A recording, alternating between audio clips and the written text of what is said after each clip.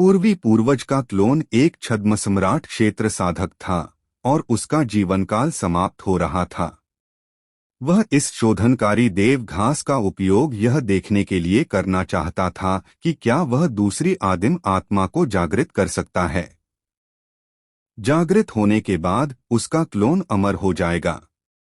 पहली आदिम आत्मा नष्ट होने पर भी दूसरी आदिम आत्मा का अस्तित्व बना रहेगा।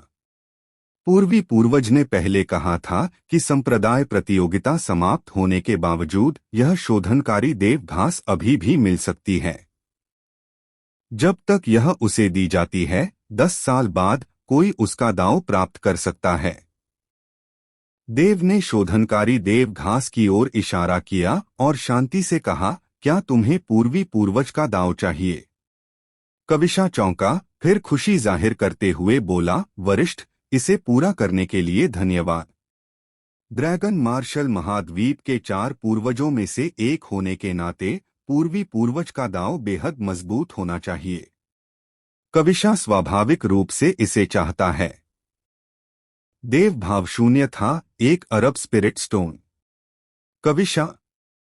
कविशा सचमुच देव से पूछना चाहता था कि क्या उसे पैसों का जुनून है। उसकी साधना के स्तर को देखते हुए क्या उसके पास अब भी स्पिरिट स्टोन्स की कमी है? जलदेव सम्राट की शाही कला के लिए 1 अरब स्पिरिट स्टोन्स की जरूरत थी, फिर करोड़ों स्पिरिट स्टोन्स का उसे 10 गुना भुगतान करना था, और अब इस स्पिरिट रिफाइनिंग ग्रास के लिए भी 1 अरब स्पिरिट स्टोन्स की जरूरत थी। भले ही स्पिरिट रिफाइनिंग ग्रास बेहद कीमती और दुर्लभ थी, लेकिन उसकी कीमत इतने स्पिरिट स्टोन्स के बराबर नहीं थी। आखिरकार वह 1 अरब थी। यह सच था कि कविशा वन ब्लेड पैलेस का यंग पैलेस लॉर्ड था, और यह भी सच था कि वन ब्लेड पैलेस के पास स्पिरिट स्टोन्स की भरमार थी, लेकिन पैसे मांगने का यह तरीका, जो जबरन वसूली जैसा था, कविशा के लिए वाकई सिरदर्द बन गया था। कुल मिलाकर अब उस पर इस बदमाश का 21 अरब स्पिरिट स्टोन्स बकाया था। लूटना भी इतना आसान नहीं होता, है ना? हालांकि कविशा को ऐसा नहीं लगा कि देव ज्यादा पैसे ले रही है, क्योंकि अकेले जलदेव सम्राट की शाही कला ही शायद 21 अरब आत्मा पत्थरों से भी ज्यादा कीमती थी। कविशा ने जितना ज्यादा साधना की, उतना ही उसे एहसास हुआ कि जलदेव सम्राट की शाही कला आसान नहीं थी। जलदेव सम्राट की शाही कला के तहत उसकी सफलताओं में कोई रुकावट नहीं थी। जब तक उसके पास आत्मा पत्थर थे, सफलता स्वाभाविक रूप से मिलती रहेगी। यहाँ तक कि जब वह अपनी आदिम आत्मा को संघनित करने वाली थी, तब भी कविशा को यह बिल्कुल भी मुश्किल नहीं लगा। वास्तव में जलदेव सम्राट की शाही कला में सम्राट लवेश के निरंतर शोधन के तहत लगभग सभी लोग शामिल थे। कविशा द्वारा जलदेव सम्राट की शाही कला की साधना करना सम्राट लवेश के लोक की साधना करने के बराबर था। उनके लोक की ऊंचाई को देखते हुए इस मामूली ड्रैगन देव लोक के लिए आवश्यक लोक की थोड़ी सी मात्रा वास्तव में नगण्य थी। जलदेव सम्राट की शाही कला को एक तरफ रखते हुए आइए आत्मा शोधन घास के बारे में बात करते हैं।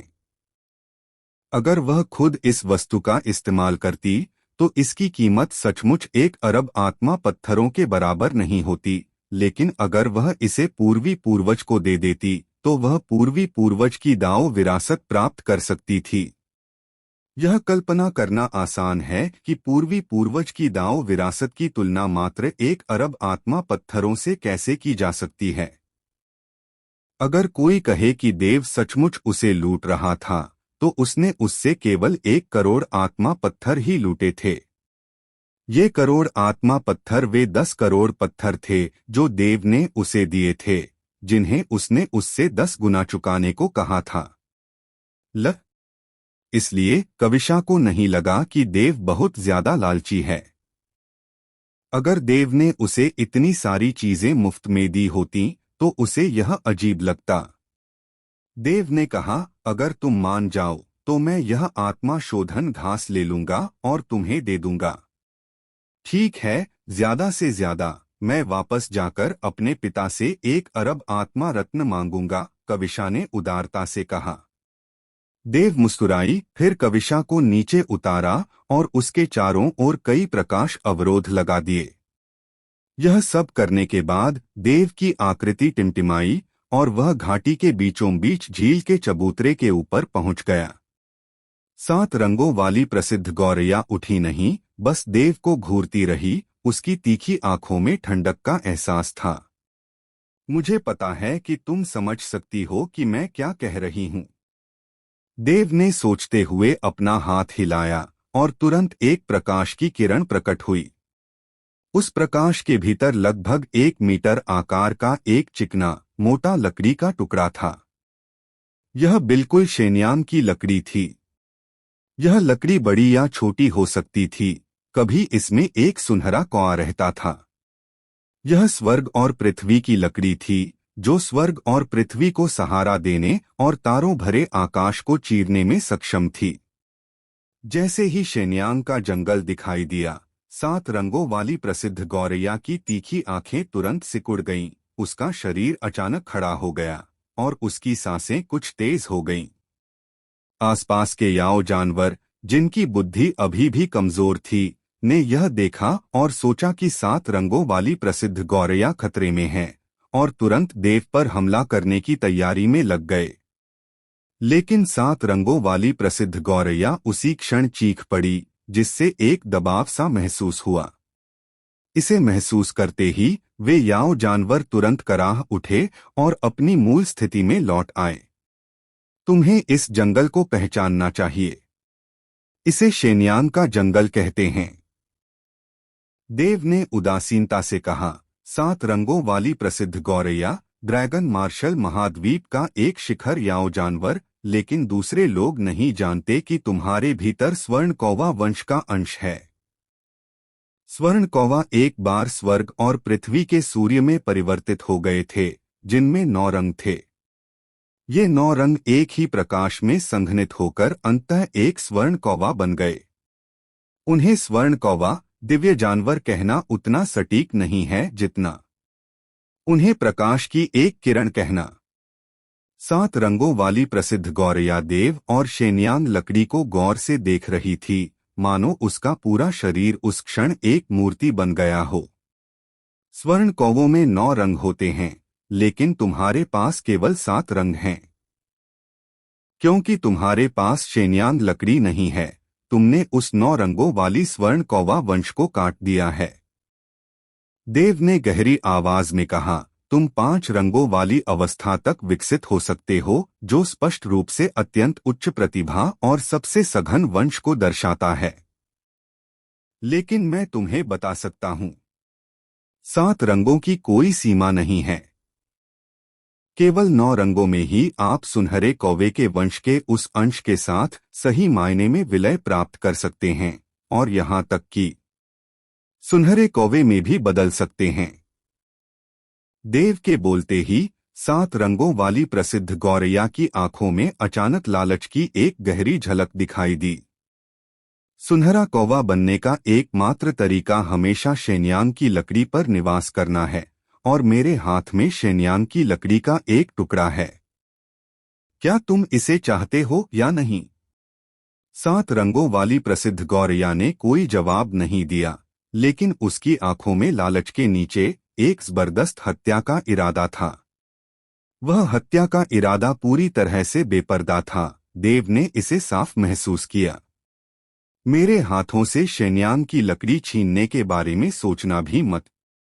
चाहे मैं तुम्हारा विरोधी हूं या नहीं, यह तो छोड़ो भी, अगर मैं नहीं भी हूं, तो भी जब तक मैं अपनी अंतरिक्षीय अंगूठी को तोड़ दूंगा, यह शेन्यांग की लकड़ी तारों भरे आकाश में बह जाएगी और तुम इसे अपने जीवन काल में कभी नहीं पा सकोगे। देव ने उदासीनता से कहा। मानो इन शब्दों का असर हुआ हो। 7 रंगों वाली प्रसिद्ध गौरैया की आंखों में हत्या का भाव अचानक गायब हो गया और उसका लालच भी काफी हद तक कम हो गया। उसमें शक्तिहीनता का भाव भी झलक रहा था। मैं तुम्हें यह लकड़ी दे सकता हूं, लेकिन तुम्हें मेरे साथ रहना होगा और मुझे 1000 साल तक तुम्हारा शासन करने देना होगा, देव ने कहा। 7 रंगों वाली प्रसिद्ध गौरैया ने अपना सिर नीचे कर लिया, मानो वह गहरी सोच में डूबी हो। इसकी विरासत में इस शेन्यांग की लकड़ी का जिक्र था, और शेन्यांग की लकड़ी इसकी विरासत की सबसे कीमती वस्तु थी, और ऐसी चीज जिसे पाने के लिए उनकी 7 रंगों वाली प्रसिद्ध गौरैया जाति पीढ़ियों से तरसती रही थी। विरासत की पीढ़ियों के दौरान हर 7 रंगों वाली प्रसिद्ध गौरैया जानती थी कि उसके पूर्वज कभी सुनहरे कौवे थे। बनना हर 7 रंगों वाली प्रसिद्ध गौरैया की चाहत एक सुनहरा कौवा पाने की होती थी। लेकिन इतने साल बीत गए और एक भी 7 रंगों वाली प्रसिद्ध गौरैया सफल नहीं हुई। देव के सामने वाली गौरैया भी 10,000 साल तक जीवित रही, फिर भी वह 5 रंगों वाली ही रही। 7 रंगों वाली प्रसिद्ध गौरैया चुप रही, और देव को कोई जल्दी नहीं थी, वह शांति से इंतजार कर रही थी। उसने जो कहा वह बिल्कुल सही था। अगर वह शेन्यांग की लकड़ी पर रह सकती तो अंततः एक सुनहरे कौवे के रूप में विकसित होना सचमुच संभव था। हालांकि यह शेन्यांग की लकड़ी अब सिर्फ एक टुकड़ा थी, मूल शेन्यांग वृक्ष नहीं। अगर वह शेन्यांग वृक्ष सचमुच अस्तित्व में था तो देव का मानना था कि इस 7 रंगों वाली प्रसिद्ध गौरैया की प्रतिभा से वह न केवल एक सुनहरा कौवा बन जाएगी, बल्कि कम से कम 7 रंगों से ऊपर पहुंच जाएगी। देव भी ऐसे वंश वाले याओ जानवर के लिए बेहद लालची थी। अनगिनत याओ जानवर मेरे पीछे आना चाहते थे, लेकिन मैंने उनमें से केवल 2 को चुना, एक सच्चा ड्रैगन और एक फीनिक्स। अब तुम तीसरे याओ जानवर हो जिसने मेरी दिलचस्पी जगाई है। देव ने शांति से कहा, मैं तुम्हें बस इतना बता सकता हूं कि मेरे पीछे आओ, तुम्हें इसका पछतावा नहीं होगा। वह समझा रहा था और उसके समझाने का असर हुआ। लगता था कि 7 रंगों वाली प्रसिद्ध गौरैया ने एक भयंकर संघर्ष किया है। आखिरकार एक दिन बीता, रात हुई, और यह 7 रंगों वाली प्रसिद्ध गौरैया आखिरकार अपने पंख फड़फड़ाते हुए मंच से उड़ी और शेन्यांग के जंगल में उतर गई। भनभनाहट। जैसे ही 7 रंगों वाली प्रसिद्ध गौरैया शेन्यांग के जंगल पर खड़ी हुई, उसका शरीर अचानक कांप उठा और शेन्यांग का जंगल भी जोर से कंपन करने लगा। शेन्यांग के जंगल से फूटता हुआ सारा प्रकाश 7 रंगों वाली प्रसिद्ध गौरैया की नुकीली खुली चोंच में समा गया और उसके शरीर में प्रवेश कर गया। देव साफ महसूस कर सकता था कि इस प्रकाश को अवशोषित करने के बाद 7 रंगों वाली प्रसिद्ध गौरैया का आभामंडल धीरे धीरे बढ़ने लगा।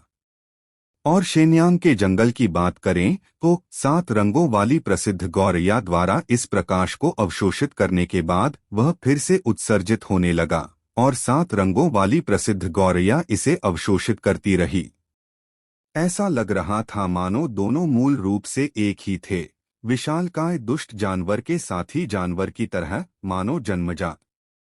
दोनों ओर से कोई प्रतिरोध नहीं था। ऐसा लग रहा था कि 7 रंगों वाली प्रसिद्ध गौरैया को इस रोशनी को निगलना बेहद आरामदायक लग रहा था, और शेन्यांग जंगल की रोशनी 7 रंगों वाली प्रसिद्ध गौरैया द्वारा अवशोषित होने के बाद भी बेहद आरामदायक महसूस कर रही थी। दोनों एक दूसरे के पूरक थे, और जितना वे निगलते गए उतना ही अधिक प्रसन्न होते गए। आखिरकार 7 रंगों वाली प्रसिद्ध गौरैया की आंखें सिकुड़ गईं। यह निगलना कई घंटों तक चलता रहा, जब तक कि गहरी रात नहीं छा गई और दुनिया पूरी तरह से अंधेरी नहीं हो गई। तब 7 रंगों वाली प्रसिद्ध गौरैया अस्थायी रूप से रुकी और देव की ओर देखा। इस दौरान देव शांति से प्रतीक्षा कर रहा था, और जब उसने 7 रंगों वाली प्रसिद्ध गौरैया को अपनी ओर देखते देखा तो वह थोड़ा मुस्कुराया। 7 रंगों वाली प्रसिद्ध गौरैया कुछ देर तक देव को घूरती रही, मानो उसने कोई निर्णय ले लिया हो। फिर उसने अपनी चोंच खोली और सुनहरे तरल की एक बूंद थूक दी। यह तरल उसका सार रक्त था। जैसे ही देव ने यह सार रक्त देखा, उसे पता चल गया कि 7 रंगों वाली प्रसिद्ध गौरैया मान गई है। जब तक देव के पास 7 रंगों वाली प्रसिद्ध गौरैया का सार रक्त था, वह अपनी इच्छानुसार उसके जीवन और मृत्यु को नियंत्रित कर सकता था। लेकिन उसने इस सार रक्त को दूर नहीं किया, बल्कि उसके हाथ के एक इशारे से सार रक्त 7 रंगों वाली प्रसिद्ध गौरैया के पास वापस आ गया। गौरैया बेहद हैरान लग रही थी, देव को देख रही थी। उसे समझ नहीं आ रहा था कि ऐसा क्यों हो रहा है। मुझे यह सार रक्त नहीं चाहिए। देव ने अपना सिर थोड़ा हिलाया। मुझे तुम्हारे साधारण रक्त की बस एक बूंद चाहिए। मैंने कहा था कि मेरी शर्त सिर्फ 1000 साल तक तुम्हें हुक्म चलाने की है, तुम्हारे जीवन को नियंत्रित करने की नहीं। यह सुनकर 7 रंगों वाली प्रसिद्ध गौरैया ने देव को गौर से देखा, फिर अपना मुंह खोला, सार रक्त निगल लिया और देव को उसके बदले साधारण रक्त की एक बूंद दे दी। 7 रंगों वाली प्रसिद्ध गौरैया के सामने देव ने इस खून को खून के धुंध में बदल दिया, जिससे अंततः 3 बड़े अक्षर बन गए, 1000 साल। तारों से भरे आकाश में यह एक रक्तरेखा अनुबंध था, ठीक ड्रैगन मार्शल महाद्वीप पर अनुबंध चिन्हों की तरह। अगर देव ने 1000 साल कहा, तो वह समय 1000 साल होगा। 1000 साल बाद यह खून गायब हो जाएगा और 7 रंगों वाली प्रसिद्ध गौरैया अपनी आजादी वापस पालेगी। लेकिन वह जाना चाहती थी या नहीं, यह उस पर निर्भर करेगा। देव जानता था कि 7 रंगों वाली प्रसिद्ध गौरैया जैसे याओ जानवर की विरासत में उसे रक्तरेखा अनुबंधों के बारे में पता होना चाहिए था। और वास्तव में ऐसा ही हुआ। 7 रंगों वाली प्रसिद्ध गौरैया ने एक बार फिर देव को गहराई से देखा और चीख मारी। यह चीख स्पष्ट थी और बेहद खुशी भरी लग रही थी। उसके पंख लगातार फड़फड़ा रहे थे और एक पल बाद वह सचमुच शेन्यांग के जंगल से उड़कर हथेली के आकार का हो गया और देव के कंधे पर आ गिरा। इस दृश्य ने देव को पूरी तरह से निश्चिंत कर दिया, क्योंकि उसे पता था कि 7 रंगों वाली प्रसिद्ध गौरैया सचमुच उसका पीछा करने वाली है। अगर मैं गलत नहीं हूं, तो जब तुम 6 रंगों तक पहुंच जाओगे तो तुम इंसान बन पाओगे और इंसानी शब्द बोल पाओगे, है ना? देव ने पूछा। 7 रंगों वाली प्रसिद्ध गौरैया ने सिर हिलाया। तो जल्दी करो और शेन्यांग के जंगल में उतर जाओ। मैं उस दिन का इंतजार कर रहा हूं जब तुम इंसान बन जाओगे। वरना अगर 1000 साल बाद भी तुम 5 रंगों वाले ही रहोगे तो मेरे किसी काम के नहीं रहोगे। देव ने कंधे उचका दिए। देव की बातों से नाराज होकर 7 रंगों वाली प्रसिद्ध गौरैया ने अपनी तीखी चोंच से देव के कंधे पर कुछ बार चोंच मारी, फिर एक नाराजगी भरी चीख निकाली और शेन्यांग के जंगल में लौट गई। वह सिर्फ देव के प्रति सद्भावना दिखा रही थी। शेन्यांग के जंगल और देव के कंधे में से उसे स्वाभाविक रूप से शेन्यांग का जंगल ज्यादा पसंद आया। देव थोड़ा मुस्कुराया और शेन्यांग के जंगल और 7 रंगों वाली प्रसिद्ध गौरैया दोनों को अपने अंतरिक्षीय घेरे में डाल दिया। यह सब करने के बाद देव ने फिर से अपना दबाव कम किया और उसकी आकृति टिमटिमा उठी। उसने शोधन करने वाली देव घास को अपने हाथ में ले लिया। हालांकि वे याओ जानवर उसे रोकना चाहते थे, लेकिन वे साफ समझ गए थे कि 7 रंगों वाली प्रसिद्ध गौरैया ने पहले ही उनके सामने वाले व्यक्ति के प्रति निष्ठा की प्रतिज्ञा कर ली थी और उस व्यक्ति का दबाव बहुत ज्यादा था। ऊपर जाना आत्महत्या के समान ही होगा। बेशक देव ने सिर्फ यही एक शोधन देव घास ली थी। अगर वह इस घाटी की सारी आत्मा औषधि ले भी लेता तो ये याओ जानवर निश्चित रूप से खुश नहीं होते। क्या यह इतना आसान है? कविशा के सामने लौटते हुए कविशा हक्की बक्की रह गई। उसका छोटा सा मुंह खुला का खुला रह गया। उसका सुंदर चेहरा अविश्वास से भर गया। यह शोधन देव घास निश्चित रूप से इस घाटी की एक अनमोल आत्मा औषधि थी, जो मूल रूप से 7 रंगों वाली प्रसिद्ध गौरैया की थी।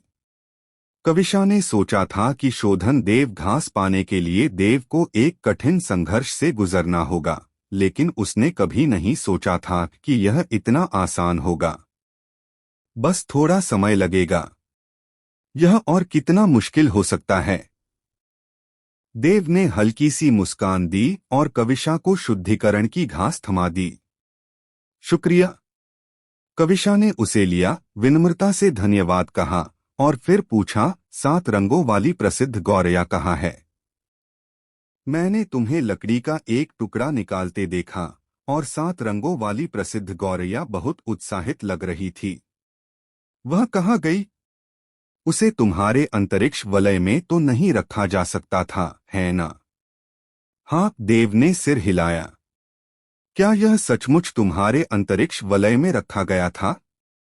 देव को यह कोई बड़ी बात नहीं लगी, क्योंकि 7 रंगों वाली प्रसिद्ध गौरैया का शेन्यांग की लकड़ी के प्रति प्रेम जन्मजात था। अपने पिछले जन्म में लगभग 100 मिलियन वर्ष जीवित रहने के कारण वह स्वाभाविक रूप से इसके बारे में जानता था। लेकिन कविशा के लिए यह एक बड़ी बात थी, बिल्कुल बहुत बड़ी बात। दरअसल कविशा की तो बात ही छोड़िए, अगर यह बात ड्रैगन मार्शल महाद्वीप तक फैल जाती तो बहुत बड़ा हंगामा मच सकता था। आखिरकार यह 7 रंगों वाली प्रसिद्ध गौरैया थी, ड्रैगन मार्शल महाद्वीप का एक उच्चस्तरीय याओ जानवर। इसके अलावा याओ जानवर और मनुष्य स्वाभाविक रूप से एक विरोधी स्थिति में थे, जो अधीनता की बजाय मृत्यु को प्राथमिकता देते थे। यहाँ तक कि एक ड्रैगन रेवरेंड लोक विशेषज्ञ भी इसे आसानी से वश में नहीं कर सकता था। अगर यह सचमुच इतना आसान होता तो इस 7 रंगों वाली प्रसिद्ध गौरैया का वर्तमान मालिक शायद देव नहीं होता। क्या तुम 7 रंगों वाली प्रसिद्ध गौरैया को भी वश में कर सकते हो? मैं देखना चाहता हूँ, मैं देखना चाहता हूँ। मैंने पहले कभी 7 रंगों वाली प्रसिद्ध गौरैया को इतने करीब से नहीं देखा। कविशा ने देव का हाथ पकड़ लिया और उसे हिलाता रहा। देव ने कविशा की ओर देखा, उसके आशा भरे भाव को देखकर, और अपना सिर हिलाए बिना नहीं रह सका। उसके हाथ के एक इशारे से शेन्यांग की लकड़ी और 7 रंगों वाली प्रसिद्ध गौरैया फिर से प्रकट हो गईं। वाह, यह सच में निकल आया, यह सच में निकल आया। कविशा ने लगभग सहज भाव से 7 रंगों वाली प्रसिद्ध गौरैया के पंखों को सहलाने के लिए हाथ बढ़ाया, लेकिन 7 रंगों वाली प्रसिद्ध गौरैया की आंखें तुरंत ठंडी हो गईं और उसके शरीर से दबाव की एक लहर फूट पड़ी। कविशा का सुंदर चेहरा पीला पड़ गया और वह खुद को एक कदम पीछे हटने से नहीं रोक सकी, 7 रंगों वाली प्रसिद्ध गौरैया को देखते हुए, जो ठंड से भरी हुई थी और शून्य लोक में अपने छोटे से पैर को जोर से पटक रही थी। तुम घृणित बदबूदार पक्षी, तुम बिल्कुल भी सुंदर नहीं हो, तुम बहुत बदसूरत हो, बहुत बदसूरत। कविशा ने अपनी पतली कमर पर हाथ रखे, एक छोटी सी छछूंदर की तरह। उसका छोटा सा मुंह जोर से मुंह फुला रहा था, दांत पीस रहा था। हालांकि 7 रंगों वाली प्रसिद्ध गौरैया का उसकी बातों का जवाब देने का कोई इरादा नहीं था। देव ने एक व्यंग्यात्मक मुस्कान दी और 7 रंगों वाली प्रसिद्ध गौरैया को वापस रख दिया। अब संतुष्ट हो? दिव्य औषधि पर्वत के बाहर, दिव्य औषधि पर्वत के प्रवेश द्वार से लगभग 2 लाख किलोमीटर दूर, यहाँ अनगिनत आकृतियां एकत्रित थीं, जो विभिन्न आभाओं का उत्सर्जन कर रही थीं। ड्रैगन देव क्षेत्र से लेकर ड्रैगन शिरा क्षेत्र तक सब कुछ मौजूद था। लोगों की संख्या घनी थी, टिड्डियों की तरह। सभी काली आकृतियां 10 महासंप्रदाय प्रतियोगिता के दौरान से भी ज्यादा। उस समय 10 महासंप्रदायों के कुल मिलाकर 3 लाख शिष्य थे, जो पहले से ही एक बड़ी संख्या थी। लेकिन इस समय दिव्य औषधि पर्वत पर आने वाले लोगों की संख्या 10 लाख से भी अधिक हो चुकी थी। और यहाँ खड़े होकर पीछे मुड़कर देखने पर भी कोई देख सकता था कि प्रवेश द्वार पर अभी भी बड़ी संख्या में आकृतियां दिव्य औषधि पर्वत में घुसने के लिए संघर्ष कर रही थीं। सब कुछ 5 महासंप्रदायों द्वारा जारी ड्रैगन मार्शल वांटेड ऑर्डर के लिए था, जैसे कि जेड वॉइड पैलेस। सब कुछ उस श्वेत वस्त्रधारी आकृति के लिए था। सब कुछ कम से कम 10 लाख स्पिरिट स्टोन्स के लिए था। इनमें से ज्यादातर लोग ढीले साधक थे, लेकिन संप्रदाय के सदस्य भी इसमें शामिल थे। हालांकि कोई प्रथम या द्वितीय श्रेणी का संप्रदाय नहीं था, ज्यादा से ज्यादा तृतीय श्रेणी के संप्रदाय थे और तृतीय श्रेणी से नीचे के संप्रदाय थे। प्रथम और द्वितीय श्रेणी के संप्रदायों के लिए ये आत्मा रत्न उनके ध्यान के लायक नहीं थे। इसके अलावा 5 महासंप्रदायों के पास भी इस व्यक्ति से निपटने का कोई तरीका नहीं था, इसलिए ये प्रथम और द्वितीय श्रेणी के संप्रदाय स्वाभाविक रूप से उसे नाराज नहीं करना चाहते थे। उनकी राय में आज दिव्य औषधि पर्वत में प्रवेश करने वाले सभी लोग उन महासंप्रदायों को छोड़कर, जिनके मन में पहले से ही एक भयानक द्वेष था, मूर्खों का एक समूह थे। यहाँ तक कि उनमें ड्रैगन शिरा क्षेत्र के साधक भी थे। क्या वे पैसे के लिए पागल थे? उस व्यक्ति का तो जिक्र ही नहीं। दिव्य औषधि पर्वत के याओ जानवर ही इन ड्रैगन शिरा क्षेत्र के साधकों को मृत्यु या अमरता की कामना करवा सकते थे। ड्रैगन मार्शल महाद्वीप के सबसे निचले स्तर पर होने के कारण उनके पास कोई मानवाधिकार नहीं थे और इस दिव्य औषधि पर्वत पर जीवित रह पाना एक चमत्कार था। जैसे ही ये आकृतियां अंदर आईं, दिव्य औषधि पर्वत भी याओ जानवरों की जबरदस्त दहाड़ से गूंज उठा, मानो उन्हें धमका रही हों। हालांकि आत्मा रत्नों की खातिर इन लोगों को अब अपनी जान की परवाह नहीं थी। दूर से एक तेज हवा चल रही थी, धुंध का एक गहरा बादल, और इस धुंध के ऊपर एक बुजुर्ग अपने हाथ पीठ के पीछे करके खड़ा था। उसकी निगाहें आसमान को चीरती हुई, मानो वह दूर तक देख सकता हो, और उसके पीछे हजारों लोग खड़े थे, सभी उसे गहरे सम्मान से देख रहे थे। यह यिन धुंध संप्रदाय का कोई व्यक्ति है। एक 5वां संप्रदाय, यिन धुंध संप्रदाय। वह बुजुर्ग यिन मिस्ट संप्रदाय के महापुरुष दामोदर एक ड्रैगन देव क्षेत्र शिखर साधक हैं, जिनके बारे में कहा जाता है कि वे ड्रैगन सम्राट बनने की कगार पर हैं, और अगर वे सफलता नहीं पा सके तो वे छद्म सम्राट क्षेत्र के महाशक्तिशाली बन जाएंगे। यिन मिस्ट संप्रदाय भी आ गया है। ऐसा लगता है कि दिव्य औषधि पर्वत चाहे कितना भी बड़ा क्यों न हो, खान उपनाम वाले उस व्यक्ति के पास छिपने की कोई जगह नहीं है। जब उन्होंने आकृतियों के इस विशाल समूह को आते देखा तो नीचे खड़ी कई आकृतियां तुरंत आश्चर्य से चिल्ला उठीं। वे सभी ढीले साधक थे और वे संप्रदायों से, खासकर 5वीं श्रेणी के संप्रदायों से बेहद सावधान थे, और 5वीं श्रेणी के संप्रदाय के महापुरुष की उपस्थिति में तो और भी ज्यादा। ड्रैगन मार्शल महाद्वीप पर एक 5वीं श्रेणी का संप्रदाय पहले से ही उच्च मध्यम वर्ग माना जाता था। हालांकि इससे ऊपर भी कई स्तर थे, ऐसे संप्रदायों की संख्या ज्यादा नहीं थी, जबकि 5वीं श्रेणी के नीचे के संप्रदाय बैल के बालों जितने अनगिनत थे। दहाड़। इसी समय अचानक एक जोरदार दहाड़ गूंजी। सबके चेहरे बदल गए और यिन मिस्ट संप्रदाय के महापुरुष दामोदर ने भी भौहें सिकोड़कर ऊपर देखा तो उन्हें एक विशाल आकृति आकाश में उड़ती हुई दिखाई दी, मानो कोई काले बादल ऊपर से नीचे की ओर दबाव डाल रहा हो। 3 सिर वाला सांप। दामोदर ने ठंडी सांस ली, उसकी आंखों में ठंडक थी और उसने अपनी उंगली सीधे 3 सिर वाले सांप की ओर इशारा करते हुए बढ़ा दी। धमाका। यह एक उंगली साधारण लग रही थी, लेकिन इसने शून्य क्षेत्र को चकनाचूर कर दिया और एक विशाल उंगली के प्रकाश में बदल गई जो 3 सिर वाले सांप की ओर उतरी। 3 सिर वाले सांप को खतरा महसूस हो रहा था और उसके 3 विशाल सिरों और 6 आंखों में गंभीरता दिख रही थी।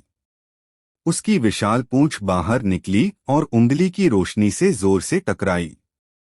दोनों कांप उठे, उंगली की रोशनी उसी क्षण बिखर गई और 3 सिर वाले सांप की पूंछ एक धमाके के साथ खूनी धुंध में बदल गई और उसका विशाल आकार भी उसी क्षण जमीन की ओर गिर पड़ा। यह बूढ़ा आदमी आज यहाँ याओ जानवरों के लिए नहीं आत्मा औषधि के लिए आया है। मेरे यिन धुंध संप्रदाय के सदस्य दिव्य औषधि पर्वत के याओ जानवरों का एक बाल भी नहीं छुएंगे, दामोदर ने उदासीनता से कहा। मानो दामोदर की बातों को समझकर या शायद उसकी ताकत से सावधान होकर तीन सिर वाले सांप ने एक पल के लिए दामोदर को घूरा, फिर चुपचाप नीचे उतरा और बिना किसी निशान के गायब हो गया। हालांकि इस दृश्य ने पूरे इलाके में सभी को ठंडी हवा में हाँफने पर मजबूर कर दिया। यह यिन धुंध संप्रदाय के महान बुजुर्ग हैं, उनकी साधना बहुत मजबूत है। वह तीन सिर वाला सांप 5वीं श्रेणी का याओ राक्षस है, फिर भी एल्डर दामोदर की एक उंगली ने उसकी पूंछ तोड़ दी और उसे पीछे हटने पर मजबूर कर दिया। लगता है कि यह सचमुच वैसा ही है जैसा कि किंवदंतियों में कहा गया है। एल्डर दामोदर की साधना ड्रैगन देव क्षेत्र के शिखर पर पहुंच गई है और एक कदम और वह या तो ड्रैगन सम्राट बन जाएगा या छद्म सम्राट। दामोदर के प्रति सभी का सम्मान और भी बढ़ गया। वह इतना शक्तिशाली था कि वे उसे भड़काने की कभी हिम्मत नहीं करेंगे। तीन सिर वाले सांप के जाने के बाद दामोदर की नजर नीचे भीड़ पर पड़ी। उसके चेहरे पर शांति थी और वह चिल्लाया, स्वर्गीय नेत्र फैलाओ। 1,00,000 किलोमीटर के दायरे में सब कुछ खोजो। हाँ। उसके पीछे खड़ी कई आकृतियां इस समय बोल उठीं। उन्होंने अपनी हथेलियां फड़फड़ाई और प्रत्येक ने एक वस्तु उत्पन्न की। ये वस्तुएं भ्रामक लग रही थीं, सभी काली धुंध का एक समूह थीं। लगभग 1,000 लोगों ने इस क्षण गहरी सांस ली और अपने हाथों में लिए काले कोहरे को शून्य लोक में फेंक दिया। धमाका धमाका धमाका। फेंकते ही शून्य लोक में मौजूद काला कोहरा तुरंत फट गया और हल्की सी आवाजें निकलने लगीं। साथ ही फटने के बाद यह काला कोहरा तुरंत फैल गया और स्वर्ग और पृथ्वी के बीच आध्यात्मिक क्यूई को भी अपने में समाहित कर लिया, जिससे इसका आकार तेजी से बढ़ गया। नीचे से ऊपर देखने पर दामोदर और अन्य लोगों के ऊपर एक विशाल काला पर्दा दिखाई दिया। जैसे ही यह काला पर्दा दिखाई दिया, यह तुरंत फैल गया और हजारों झांग, 10,000 झांग, लाखों झांग के क्षेत्र को ढक लिया। इसने इस जगह को लगभग पूरी तरह से ढक दिया और इसी क्षण काले कोहरे के ऊपर एक विशाल चांदी का पर्दा दिखाई दिया। इस चांदी के पर्दे के भीतर ऐसा लग रहा था जैसे कोई प्रथम व्यक्ति दृष्टिकोण से अवर्णनीय गति से आगे बढ़ रहा हो। यह कोई व्यक्ति नहीं बल्कि वही काली धुंध थी। न केवल शून्य क्षेत्र बल्कि यह प्रथम पुरुष परिप्रेक्ष्य भी जमीन में उतर गया और हजारों मीटर जमीन के नीचे के सभी क्षेत्रों की खुदाई कर दी। इस अद्भुत विधि ने एक बार फिर कई मुक्त साधकों को ठंडी हवा में हाँफने पर मजबूर कर दिया। उनकी आंखें चौड़ी, स्तब्ध और विस्मय से भर गईं। बुजुर्ग 1,00,000 किलोमीटर स्कैन किया जा चुका है। आधे घंटे बाद कोई दामोदर के सामने खड़ा हुआ और बोला, कुछ नहीं। दामोदर ने भौहें चढ़ाई। इस काली धुंध का दायरा सिर्फ 1,00,000 किलोमीटर तक ही हो सकता था, यही उनकी सीमा थी। लेकिन चांदी के पर्दे के पार उसे वह व्यक्ति दिखाई नहीं दिया जिसे वह देखना चाहता था। यह बूढ़ा आदमी यह मानने को तैयार नहीं है कि यह व्यक्ति दिव्य औषधि पर्वत छोड़ चुका है। दामोदर ने अपनी बड़ी आस्तीन लहराई और ठंडी सांस लेते हुए कहा, आगे बढ़ते रहो। हालांकि दिव्य नेत्र को खाने में बहुत समय लगता है, लेकिन यह बिना किसी रुकावट के खोज सकता है। यहाँ तक कि एक चींटी भी, अगर यह बूढ़ा आदमी उसे ढूंढना चाहे तो छिप नहीं सकती। हाँ? उन शिष्यों ने सिर हिलाया। जैसे ही वे आगे बढ़ने वाले थे, दामोदर को अचानक कुछ महसूस हुआ और उन्होंने अचानक सिल्वर स्क्रीन की ओर देखा। दामोदर को इस तरह देखते हुए बाकी सभी लोग भी दामोदर की निगाहों का अनुसरण करने लगे। पर्दे पर एक शून्य लोक था जो पहले से ही कुछ धुंधला सा था। यह तथाकथित स्वर्गीय नेत्र के 10,000 ली किनारे पर स्पष्ट रूप से दिखाई दे रहा था, लगभग नजरों से उझल। इस धुंधलेपन के बीच जो पहले बेहद शांत था, एक पल में एक शून्य लोक अचानक चुपचाप फट गया। उस दरार से दो आकृतियां उभरीं। एक अत्यंत सुंदर महिला थी जिसका चेहरा मनमोहक था, जो थोड़ी चंचल और प्यारी लग रही थी। दूसरा एक सफेद कपड़े पहने पुरुष था, जिसके लंबे बाल कंधों पर लटके थे और हाथ पीठ के पीछे बंधे थे। उसके ठंडे चेहरे के नीचे वह बेहद सुंदर, लगभग राक्षसी सा लग रहा था, और जब उसने उस महिला को देखा तो उसकी आंखों में बेबसी का भाव था। उनकी आवाजें अगोचर थीं और अंतरिक्ष के फटने से कोई विस्फोटक ध्वनि नहीं आ रही थी। कोई बस यही देख सकता था कि वह महिला उस आदमी के बगल में लगातार कुछ बकबक कर रही थी, जो कुछ अधीर लेकिन लाचार भी लग रहा था। ये वो हैं। जैसे ही उसने दोनों को देखा, दामोदर की आंखों में एक ठंडी चमक चमक उठी और उसके दिल में लालच और उत्तेजना की एक गहरी भावना उमड़ पड़ी। सिर्फ उसे ही नहीं, बल्कि उस पल वहां मौजूद सभी लोगों को भी यही महसूस हुआ। इस आदमी का उपनाम खान है। इसने एक बार वन ब्लेड पैलेस के यंग पैलेस लॉर्ड कविशा का अपहरण कर लिया था। उसके बगल में खड़ी महिला जरूर कविशा ही होगी। लंबे समय से यह अफवाह है कि कविशा असाधारण रूप से सुंदर है, मध्य क्षेत्र की 4 महान सुंदरियों में से एक। आज उसे देखकर ये अफवाहें सच साबित होती हैं। यह आदमी भी आश्चर्यजनक रूप से सुंदर है। उसके चेहरे के भाव इतने स्त्रैण हैं। अगर वह थोड़ा सज-धज कर तैयार हो जाए तो वह कविशा की सुंदरता को भी टक्कर दे सकता है। हम रूप रंग का क्या फायदा? ये माता पिता देते हैं, खुद कमाए नहीं जाते। सिर्फ साधना ही इस ड्रैगन मार्शल महाद्वीप पर डटी रह सकती है। इन ढीले साधकों से आवाजें निकल रही थीं।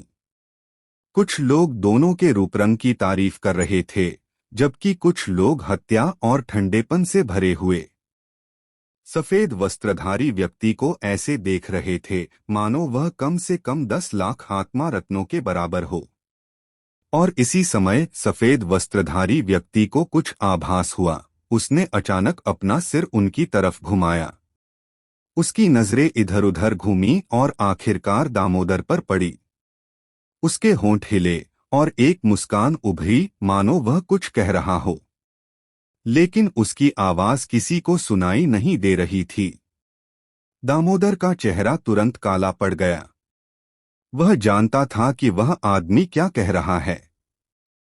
एक छोटा सा वाक्य, 3 साधारण शब्द, मेरा इंतजार करो। इस आदमी में सचमुच अदम्य साहस और निर्भीकता है।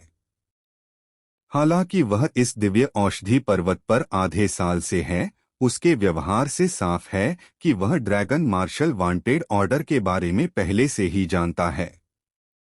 दामोदर ने ठंडे स्वर में खुद से कहा, हालांकि 5 महासंप्रदायों, हमारे संप्रदायों और इतने सारे ढीले साधकों के पीछा का सामना करते हुए इतना अहंकारी होना बुद्धिमानी नहीं है। उसके पीछे यिन मिस्ट संप्रदाय के असंख्य शिष्य अधीर होकर कोशिश करने को आतुर थे। अगर वे इस व्यक्ति को पकड़ पाते तो यह 1 करोड़ आत्मा रत्न होते। अगर वे उसे मार पाते तो यह 1 करोड़ आत्मा रत्न होते। यह जान लेना चाहिए कि यह 1 करोड़ आत्मा रत्न कुल योग नहीं थे, बल्कि प्रत्येक महासंप्रदाय द्वारा जारी किए गए थे। दूसरे शब्दों में, प्रत्येक महासंप्रदाय ने ड्रैगन मार्शल वांटेड ऑर्डर जारी किया था। जब तक इस व्यक्ति को मारा जा सकता था, तब तक पूरे 5 करोड़ निम्न श्रेणी के आत्मिक रत्न प्राप्त किए जा सकते थे। यिन धुंध संप्रदाय जैसे 5वें दर्जे के संप्रदाय के लिए भी इतनी बड़ी राशि बेहद आश्चर्यजनक थी। अन्यथा यिन धुंध संप्रदाय के महापुरुष दामोदर जैसे शक्तिशाली विशेषज्ञ प्रकट होने के लिए प्रेरित नहीं होते। जाओ। दामोदर ने अपना बड़ा हाथ हिलाया, स्क्रीन पर दिख रहे सफेद वस्त्रधारी व्यक्ति पर व्यंग्य किया। उसके पैरों के नीचे तुरंत काली धुंध उमड़ पड़ी, जिसमें कई शिष्य थे, और वे सरपट आगे बढ़ गए। उनके पीछे अनगिनत शिथिल साधकों ने इस समय अपनी पूरी साधना शुरू कर दी और उनका पीछा किया। इन शिथिल साधकों ने स्वाभाविक रूप से समझ लिया कि यिन धुंध संप्रदाय ने पहले ही उस व्यक्ति के स्थान की पुष्टि कर दी है। अगर वे अभी इसकी सूचना देते तो यह 50 करोड़ निम्न श्रेणी के आत्मिक रत्न अर्जित करने के लिए पर्याप्त होता। लेकिन यिन धुंध संप्रदाय की भूख बहुत ज्यादा थी। मात्र 50 लाख उनके लिए पर्याप्त नहीं थे। वे तो बस इस व्यक्ति को मारना चाहते थे, उसकी लाश वापस लाना चाहते थे और 5 करोड़ आत्मारत्नों पर कब्जा करना चाहते थे। और अगर यिन मिस्ट संप्रदाय के लोग ऐसा सोचते हैं तो वे भी ऐसा क्यों नहीं सोचते। हालांकि कुछ लोगों ने थोड़ी देर सोचने के बाद उनका पीछा नहीं किया, बल्कि दिव्य औषधि पर्वत के प्रवेश द्वार की ओर वापस मुड़ गए। वहां 5 महासंप्रदायों के शक्तिशाली विशेषज्ञ प्रतीक्षा कर रहे थे। इस समय देव कविशा को दिव्य औषधि पर्वत के प्रवेश द्वार की ओर ले जा रहा था।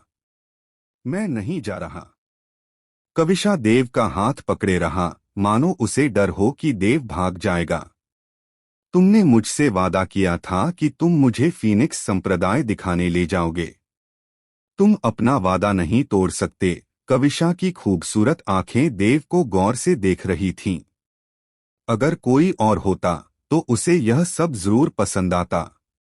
कविशा वाकई बहुत खूबसूरत थी, इतनी खूबसूरत की ईर्ष्या होती। अगर ऐसी सुंदरता से एक बार भी मिल जाए तो जीवन पूर्ण हो जाएगा।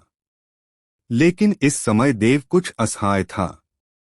आधे साल की बातचीत के बाद देव को कविशा के व्यक्तित्व की कुछ समझ हो गई थी और वह कविशा के रूपरंग का भी आदी हो गया था। उस दिव्य औषधि पर्वत के प्रवेश द्वार पर वन ब्लेड पैलेस के लोग तुम्हारा इंतजार कर रहे होंगे। देव ने सोचा, मैंने तुमसे वादा किया था कि मैं तुम्हें फीनिक्स संप्रदाय में ले जाऊंगा, लेकिन अभी मुझे 5 महासंप्रदायों और कई ढीले साधकों का सामना करना पड़ रहा है। तुम्हें ध्यान से सोचने की जरूरत है। कोई बात नहीं। अगर वे तुम्हें मार भी दें तो भी वे मुझे मारने की हिम्मत नहीं करेंगे, कविशा ने कहा। देव को कविशा की छलांग लगाने वाली सोच को स्वीकार करना थोड़ा मुश्किल लगा। हालांकि उसने जो कहा वह सच भी था। कविशा आखिरकार वन ब्लेड पैलेस का यंग पैलेस लॉर्ड था और देव इन लोगों के निशाने पर थी। वे कविशा पर हाथ डालने की हिम्मत बिल्कुल नहीं करेंगे, क्योंकि वे वन ब्लेड पैलेस के प्रकोप को सहन नहीं कर सकते थे। शुरुआत में देव का इरादा कविशा से वन ब्लेड पैलेस के बारे में पूछने का था, लेकिन वन ब्लेड पैलेस के पैलेस लॉर्ड, खासकर वाटर स्पिरिट दाओ सेबर को देखने के बाद उसे वन ब्लेड पैलेस से जुड़ी हर चीज की थोड़ी समझ हो गई थी। कविशा से दोबारा पूछना अब जरूरी नहीं था। चूंकि तुम डरे नहीं हो, मैं तुम्हें ले चलता हूं। देव ने थोड़ा सोचा, फिर कहा, वह दृश्य बेहद खूनी होगा। मुझे यकीन है तुमने ऐसा पहले कभी नहीं देखा होगा। कविशा क्षण भर के लिए स्तब्ध रह गया, लेकिन आखिरकार उसने 2 शब्द कहे, सब ठीक है। देव ने अब कोई हिचकिचाहट नहीं दिखाई और कविशा को दूर ले गया। 2 घंटे बाद दोनों रुक गए। क्या हुआ? कविशा ने उलझन में पूछा। देव ने दूर तक देखा, उसकी आंखें ठंडक से भर गईं। वे यहां हैं। दरार। जैसे ही उसके शब्द निकले, शून्य लोक में अचानक एक तेज दरार गूंज उठी। इसके तुरंत बाद क्षितिज से एक विशाल काला बादल उतर आया।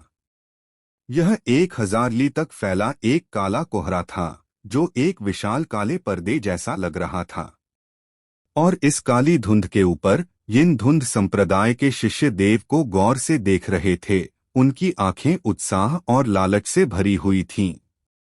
मैं दामोदर हूं, यिन धुंध संप्रदाय का महान बुजुर्ग। मैं आज उस दुष्ट को पकड़ने आया हूं। काली धुंध के ऊपर भीड़ के सामने एक बूढ़ा आदमी बाहर आया। देव को घूरते हुए उसके चेहरे पर ठंडक थी, लेकिन उस ठंडक के नीचे एक छिपी हुई उत्तेजना थी। दामोदर ने कभी नहीं सोचा था कि वह इस व्यक्ति को इतनी आसानी से पालेगा, नहीं उसने सोचा था कि इस व्यक्ति की क्यूई सिर्फ ड्रैगन कोर दायरे में ही है। इतने सालों तक जीने के बाद दामोदर को अब कुछ भी उत्साहित नहीं कर सकता था। आखिरकार वह ड्रैगन गॉड दायरे के शिखर विशेषज्ञ थे। हालांकि वह हर चीज को समझने का दावा नहीं कर सकते थे, कम से कम छोटी छोटी बातें उनके मूड को नहीं बदल सकती थीं। लेकिन इस समय देव को देखना 5 करोड़ स्पिरिट स्टोन्स को देखने जैसा था। दामोदर को लगा कि अगर ये आत्मा रत्न संप्रदाय को न सौंपे जाए बल्कि अपनी साधना के लिए इस्तेमाल करें, उसके ड्रैगन संप्रभु क्षेत्र में पहुंचने की पूरी संभावना थी। हालांकि उसके लिए अकेले इतने सारे आत्मा रत्न अर्जित करना एक बेहद मुश्किल काम होगा, जिसके लिए बहुत लंबा समय चाहिए और दामोदर इंतजार नहीं कर सकता था। इसलिए देव को देखकर दामोदर ने मुश्किल से कुछ छिपाया। वह देव को पकड़ने आया था, उसे उन 5 करोड़ आत्मा रत्नों के बदले में देने। अगर देव को पता भी होता तो भी कोई फर्क नहीं पड़ता। जल्दी करो और इस बूढ़े के लिए मर जाओ। यह बूढ़ा तुम्हें पूरी तरह से मुर्दा बना सकता है। दामोदर ने फिर से ठंडे स्वर में कहा, 5 महासंप्रदायों ने आदेश दिया है कि तुम्हें आत्मा को उड़ाना और आत्मा को बिखेरना होगा, इसलिए पुनर्जन्म के बारे में सोचना भी मत। यिन धुंध संप्रदाय, क्या तुम 5वें दर्जे के संप्रदाय नहीं हो? देव चुप रही, लेकिन कविशा बोल पड़ा। पहले दामोदर ने कविशा को पूरी तरह से नजरअंदाज कर दिया था। अब उसे बोलते हुए देखकर और उसकी पहचान याद करके दामोदर ने तुरंत अपनी मुट्ठियां भींच लीं और थोड़ा झुककर कहा, नमस्कार, वन ब्लेड पैलेस के युवा महल स्वामी। नमस्कार। क्या इसे सम्मान में झुकना नहीं चाहिए? कविशा ने अपनी खूबसूरत आंखें सिकोड़ी और हल्के से खर्राटे लिए। यह युवा महल स्वामी सुपर सेक्ट के नियमों को याद रखता है। यह नमस्कार नहीं बल्कि घुटने टेकना और झुकना है ना? यह दामोदर का चेहरा थोड़ा उदास हो गया। वह स्वाभाविक रूप से देख सकता था कि कविशा और देव का रिश्ता निश्चित रूप से बहुत अच्छा था, लेकिन वह आज यहाँ किसी को मारने आया था और इतने सारे शिष्यों के सामने, कविशा के सामने घुटने टेककर झुकने आया था, जो सिर्फ ड्रैगन कोर दायरे के शिखर पर था। दामोदर खुद को ऐसा करने के लिए तैयार नहीं कर पा रहा था। क्या घुटने टेककर प्रणाम करने का इरादा नहीं है? कविशा ने फिर से ठंडी खींच भरी। अगर तुम घुटने टेककर प्रणाम नहीं करते तो कोई बात नहीं, आखिरकार तुम ड्रैगन गॉड लोक के विशेषज्ञ हो। लेकिन तुम्हारे पीछे जो शिष्य हैं, उनका क्या? इस यंग पैलेस लॉर्ड को देखकर क्या वे मुझे न देखने का नाटक कर रहे हैं? जब मैं वापस जाकर अपने पिता को यह सब बताऊंगा तो तुम मेरे वन ब्लेड पैलेस का इस तरह अपमान कर रहे होगे। तुम्हें क्या लगता है मेरे पिता क्या करेंगे? यह सुनकर दामोदर का चेहरा और भी उदास हो गया। उसके पीछे खड़े कई सोल सेक्ट शिष्यों के भी हाव भाव बदल गए। वे देव से नहीं डरते थे, जिसने 10,000 लोगों का क्रोध भड़काया था, लेकिन उनके पास कविशा से डरने के अलावा कोई चारा नहीं था। सिर्फ इसलिए कि वह वन ब्लेड पैलेस की यंग पैलेस लॉर्ड थी, सिर्फ इसलिए कि वन ब्लेड पैलेस एक सुपर सेक्ट था। ये मिस्ट संप्रदाय 5 महासंप्रदायों से नीचे एक उच्चस्तरीय संप्रदाय माना जाता था और अत्यंत शक्तिशाली था, लेकिन महासंप्रदाय की नजर में कुछ भी नहीं था। मैं आज इस व्यक्ति को पकड़ने आया हूं। इस मामले के निपटारे के बाद मेरा आत्मा संप्रदाय स्वाभाविक रूप से युवा महल के स्वामी से निर्देश मांगेगा। दामोदर ने गहरी सांस ली। यह व्यक्ति, क्या तुम जानते हो कि यह व्यक्ति कौन है? कविशा अचानक मुस्कुराई। वह मेरे भावी पति कविशा का और मेरे वन ब्लेड पैलेस का शाही दामाद भी है। अगर तुमने उस पर हाथ डालने की हिम्मत की तो तुम मेरे वन ब्लेड पैलेस का विरोध करोगे। क्या तुम मेरे वन ब्लेड पैलेस के प्रकोप का सामना कर सकते हो? क्या? ये शब्द सुनकर दामोदर के हाव भाव आखिरकार बदल गए। यह असंभव है, दामोदर ने कहा। मिस कविशा, इस व्यक्ति ने 5 महासंप्रदायों को भड़का दिया है और 5 ड्रैगन मार्शल वांटेड ऑर्डर पहले ही जारी किए जा चुके हैं। अगर आप उसकी रक्षा करना भी चाहें तो भी मुझे लगता है कि वन ब्लेड पैलेस ऐसा नहीं करेगा। क्या मजाक है?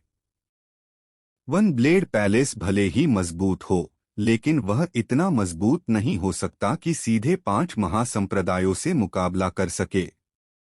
इसके अलावा मध्य क्षेत्र में हमेशा से यह अफवाह थी कि कविशा का व्यक्तित्व घमंडी था और वह किसी भी पुरुष का सम्मान नहीं करती थी। वह अपने सामने इस साधारण ड्रैगन कोर दायरे के व्यक्ति को कैसे पसंद कर सकती थी? दामोदर की तो बात ही छोड़िए, देव भी थोड़ा स्तब्ध रह गया। उसे अपने सामने इस दामोदर से डर नहीं था और उसने उसे अपनी नजरों में भी नहीं देखा। हालांकि कविशा को यह बात साफ तौर पर पता नहीं थी, इसलिए वह वन ब्लेड पैलेस की यंग पैलेस लॉर्ड होने की अपनी पहचान का इस्तेमाल करके उसके लिए इस बड़ी मुसीबत को रोकना चाहती थी। मैं कहती हूं कि वह मेरा पति है तो वह मेरा पति है। अगर तुमने उसे छूने की हिम्मत की तो तुम्हें जरूर पछताना पड़ेगा। कविशा की आवाज ठंडी थी। दामोदर का चेहरा बहुत उदास था। अफवाहों के अनुसार कविशा का अपहरण देव ने कर लिया था। वह सिर्फ आधे साल में कविशा का पति कैसे बन गई? यह व्यक्ति तो बस थोड़ा सा सुंदर है। कविशा, इसने इसे कौन सा सम्मोहक नशा दिया है? दामोदर ने मन ही मन सोचा। हुश हुश हुश। इसी समय दूर से लोगों का एक और बड़ा ग्रुप आया। उनमें एक सफेद बालों वाला बूढ़ा आदमी था जो बैंगनी कैलाबैश पर बैठा था। कैलाबैश वॉइड रियल्म में उड़ सकता था। देव और दूसरों को देखने के बाद वह रुक गया। Hulu Old man. ये मिस्ट सेक्ट के कई चेलों के चेहरे बदल गए। हुलू ओल्ड मैन एक लूज कल्टीवेटर था, लेकिन उसकी कल्टीवेशन बहुत ज्यादा थी। दामोदर के बराबर दोनों ड्रैगन गॉड रियन पीक पर थे। वह बस एक कदम दूर था। अगर वह कदम उठाया जाता तो वह या तो ड्रैगन एम्परर होता या स्यूडो एम्परर। चूंकि हुलू ओल्ड मैन आ गया था, इसलिए यह साफ था कि आज देव पर मोनोपोली करने की ये मिस्ट सेक्ट की इच्छा बहुत ज्यादा मुश्किल होगी। और हुलू ओल्ड मैन के पीछे एक और अधेड़ उम्र का आदमी था जो लाल रेशमी रिबन पर कदम रखते हुए तेजी से उनकी तरफ सीटी बजा रहा था। Sword cloud heaven. इस अधेड़ उम्र के आदमी को देखकर ये मिस्ट सेक्ट डिसाइपल्स के चेहरे के भाव फिर से बदल गए और वे बहुत गंभीर हो गए। यह स्वॉर्ड क्लाउड हेवन भी एक लूज कल्टीवेटर था, लेकिन हुलू ओल्ड मैन की तरह। हालांकि वह एक लूज कल्टीवेटर था, बहुत कम लोग उसे उकसाने की हिम्मत करते थे, क्योंकि वे लूज कल्टीवेटर थे, बिना किसी लगाव और बिना किसी बोझ के।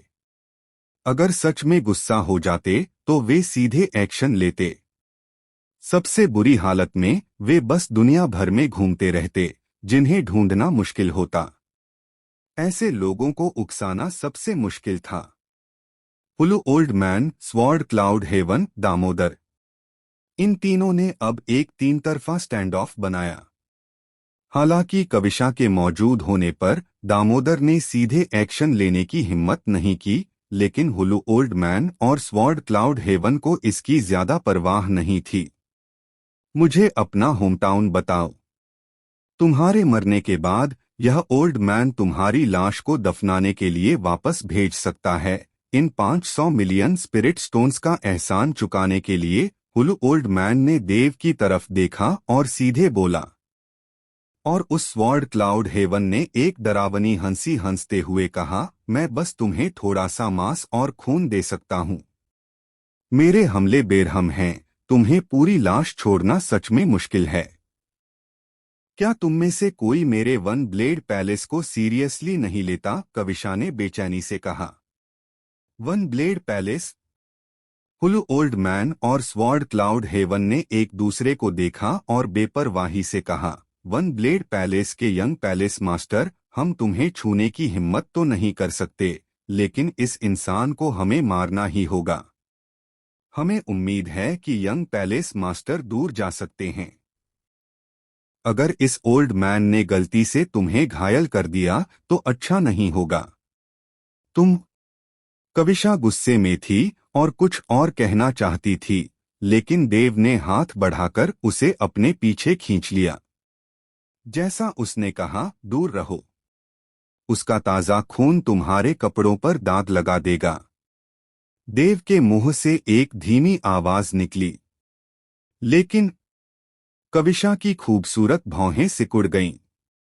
उसने स्वाभाविक रूप से ओल्ड मैन कैलाबाश और स्वॉर्ड क्लाउड हेवन की प्रतिष्ठा के बारे में सुना था। दोनों क्रूर और खूनी थे, और चूंकि वे ढीले साधक थे, इसलिए वे निडर थे और दामोदर की तुलना में उनसे निपटना कहीं अधिक कठिन था। कोई बात नहीं। लेकिन इससे पहले कि वह अपनी बात पूरी कर पाती, देव ने उसे बीच में ही रोक दिया। देव ने तीनों को घूरा। उसका भाव शांत था और उसके मुंह के कोने पर एक मुस्कान भी आ गई। बहुत बढ़िया।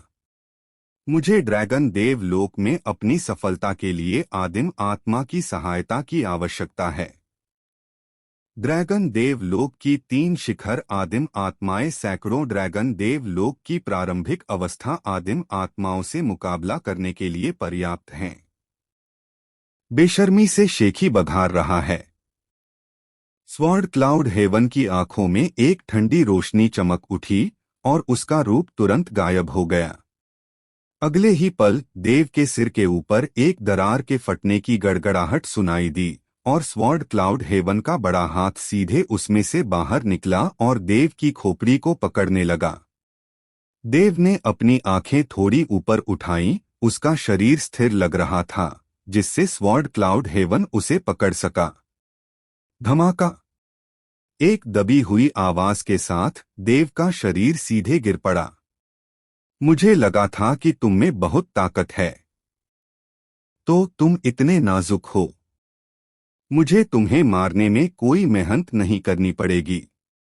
स्वॉर्ड क्लाउड हेवन की आवाज आई, लेकिन उसके पूरा होने से पहले ही वह अचानक बंद हो गई, क्योंकि देव के गिरते हुए शरीर से खून की एक बूंद भी नहीं बही।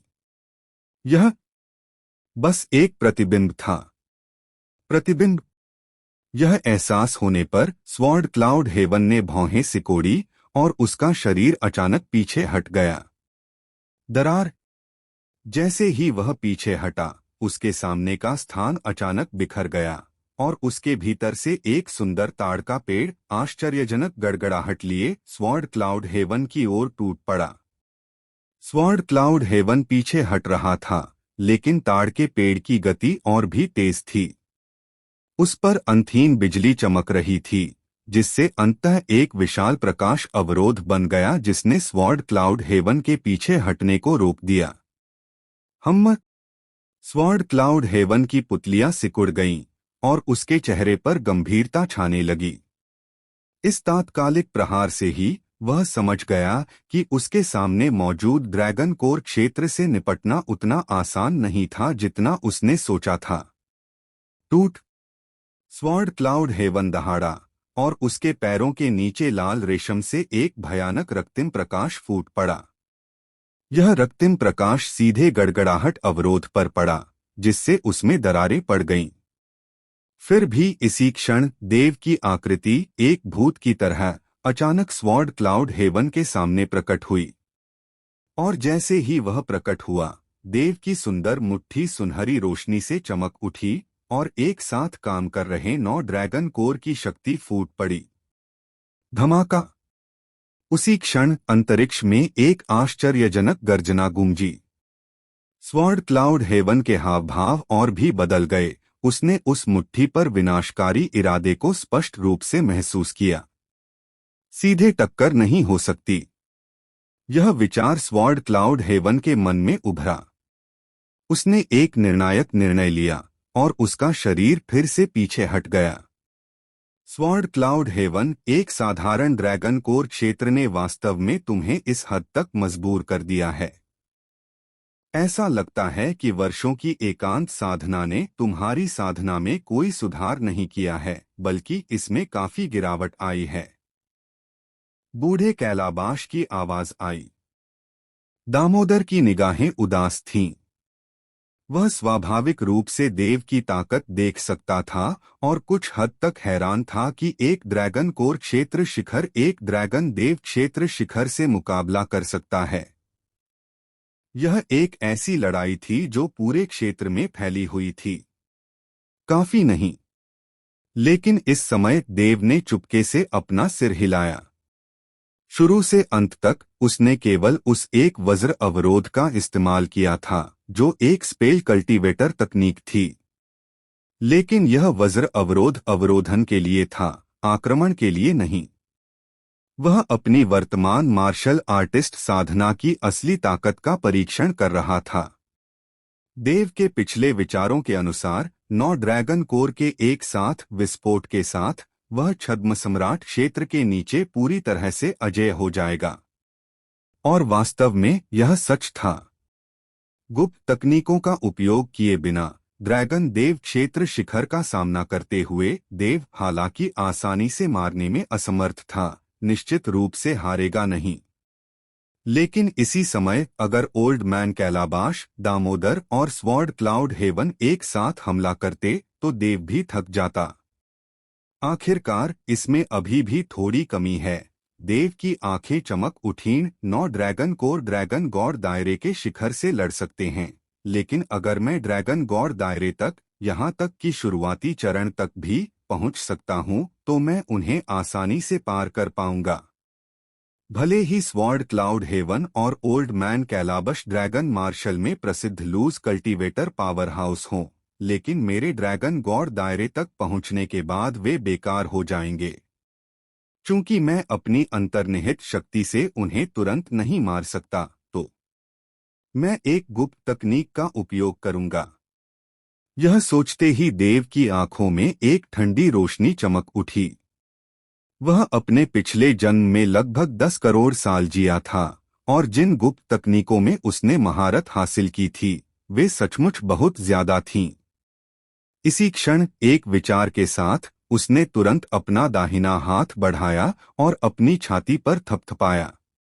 छी!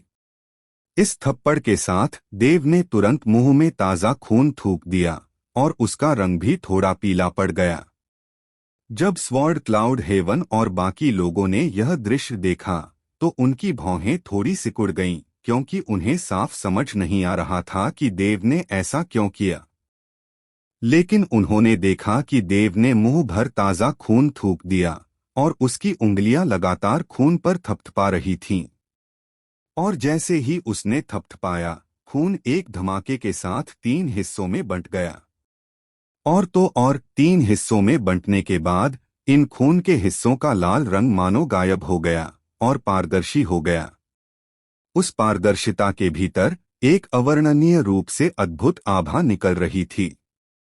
रक्त परिवर्तन, 3 पवित्रताएं। इसी क्षण देव बोला, अपना मुंह खोला और सीधे एक पारदर्शी पिंड को निगल लिया। धमाका! इस पारदर्शिता को निगलने के बाद देव की आभा तुरंत उमड़ पड़ी। और यह उछाल लगातार नहीं था, यह बस एक पल के लिए था। स्वॉर्ड क्लाउड हेवन और बाकी लोगों की पुतलियां सिकुड़ गईं। वे स्पष्ट रूप से महसूस कर सकते थे कि इस समय देव का आभामंडल वास्तव में दोगुना हो गया था। रक्त परिवर्तन साधना में कुल 9 शुद्धियां होती हैं, लेकिन मेरी वर्तमान साधना के साथ मैं केवल 3 शुद्धियों का ही रूपांतरण कर सकता हूं। आप सभी कोशिश करके देख सकते हैं कि पहली शुद्धि के रूपांतरण के बाद मुझ में क्या बदलाव आया है। देव की निगाहें ठंडी हो गईं।